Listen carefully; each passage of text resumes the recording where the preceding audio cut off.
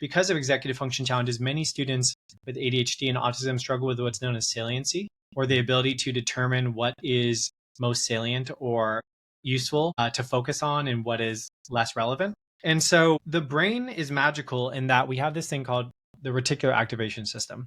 And the reticular activation system is what's known as the brain's executive assistant or the brain's bouncer.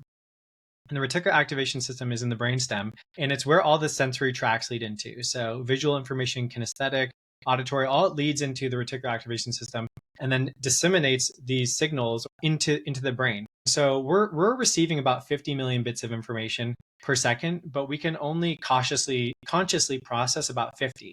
So we need to train the reticular activation system to bring in information that is associated with our goals and outcomes that we seek to achieve. So one of the challenges that students have is that they have not determined or implanted in their brain's GPS what they want to get from studying. So they probably have this broad idea that I want to do well.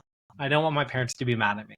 But they haven't actually set a clear goal. If you're going to put something into Google Maps or whatever, you put the destination in and then it routes you there, based on the destination. So the first step that students need to do to be successful is input a clear destination that they want, a measure of success by which their studying efforts can be compared to. So that's the first step, is most kids just never do this.